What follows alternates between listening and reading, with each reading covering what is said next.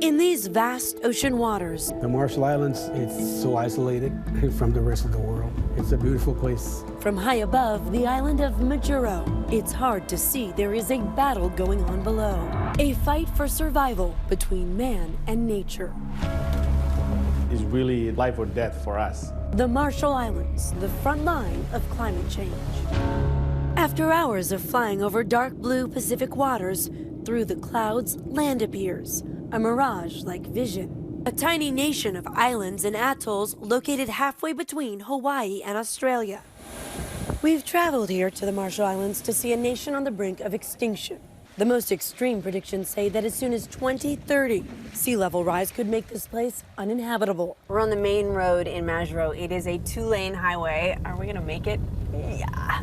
It's really narrow here, and from this road, just a matter of feet, there's water. The capital city of Majuro is only 300 feet wide in most places. This thin strip of land is home to over 27,000 people. This is your front yard. Yes. Charlotte Jack lives just steps from the water's edge. Only 16 years old, Water is getting worse. It has reached the seawall. she has grown up with the fury of the ocean. So you never really know when you could get a surge. No. One day it could be just like this, sunny and windy and just a perfect day. Tomorrow it could be like pouring rain and then water's up high. So Charlotte, this used to be what? We have the laundry. Yeah. This is where we do our dishes. It's beautiful when the sun sets right there. And Yeah. You're literally looking right at the sunset. I'm doing dishes and I'm just looking at my view. Yeah. You're not even looking out a window. You're just looking out. Wow. Charlotte is part of what's called the last generation. Over half of the country's population is under the age of 24. Sometimes I think by the time I graduate and go get my education, try to come back and serve my island, there's no more island, there's no more nation, there's no more culture. And I'm just there, stuck on the mainland, thinking, what could I've done? Earlier this fall, a United Nations report sounded the alarm about the dire consequences of global warming, stating that if the Earth's temperature rises just half a degree more, there will be longer periods of drought, severe heat waves, and more sea level rise. And the nation of the Marshall Islands has been one of the loudest voices on the world's stage. We must take every opportunity we can to stay below 1.5 degree limit needed for our survival. The government was instrumental in drafting the Paris Agreement, a landmark measure to curb carbon emissions and combat climate change worldwide. With Paris came to being, it is really our last hope to galvanize the entire global community to say, okay, enough is enough. It is this water that has destroyed this coastline. Once, many homes stood here. Now, most reduced to nothing but rubble, with remnants of lives once lived by people who thought they would be safe. They are working to protect themselves against the wrath of Mother Nature by building concrete seawalls. You can see right there the old seawall that was built around parts of the island, but it's crumbling now. So where they can, the people of the Marshall Islands have built new walls to help protect them. But the question is, how much can it really do?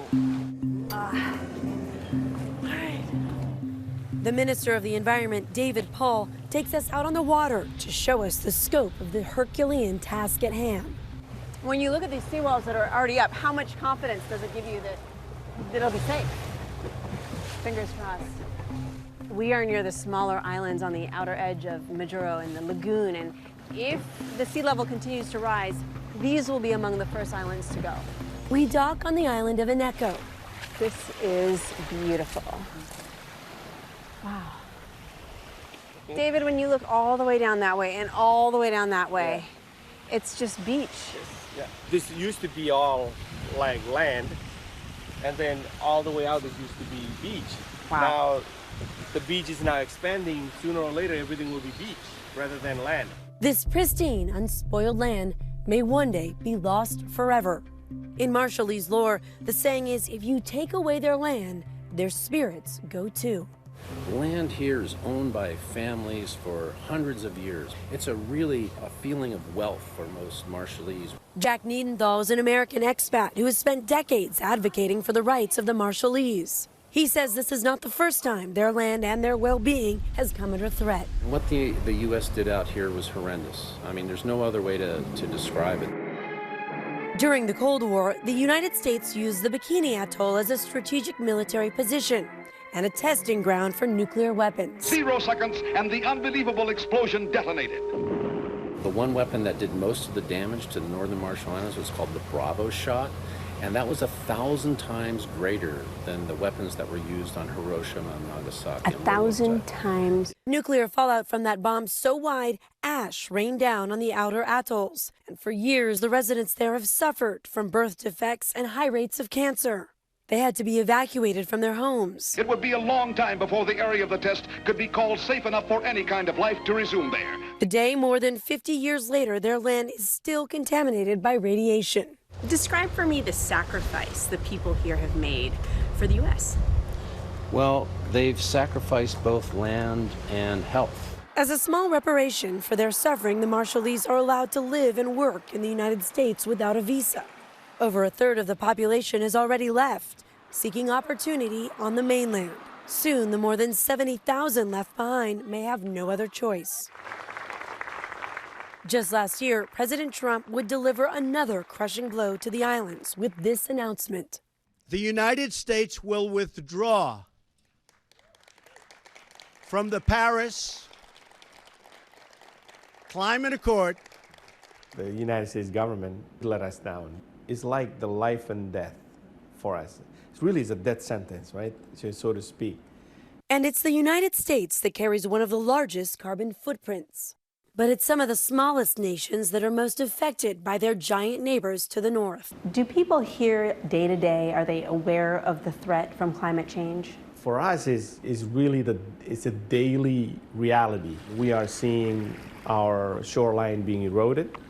We are experiencing longer drought, more frequent. It is quite challenging to try to cope with it.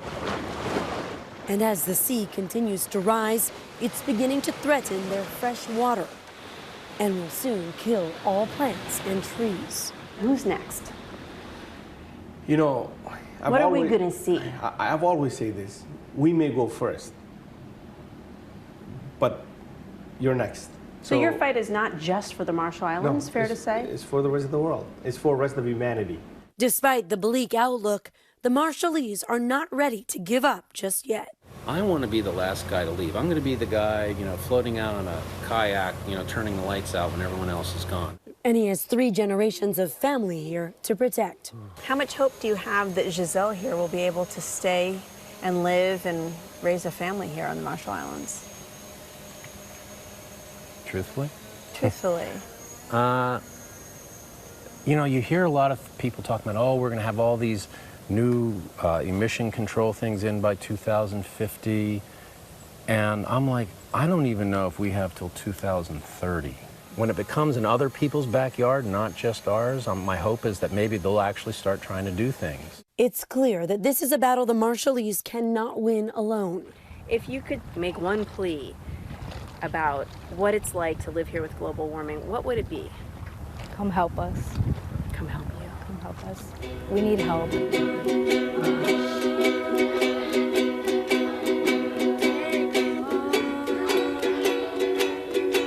Help for the future generations growing up in a land nearly lost.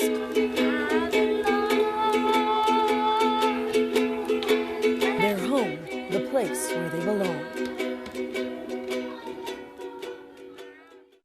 Our thanks to Gloria and her dogged producer, Jasmine Brown, who earned support from the International Women's Media Foundation for this story through the Howard G. Buffett Fund for Women Journalists.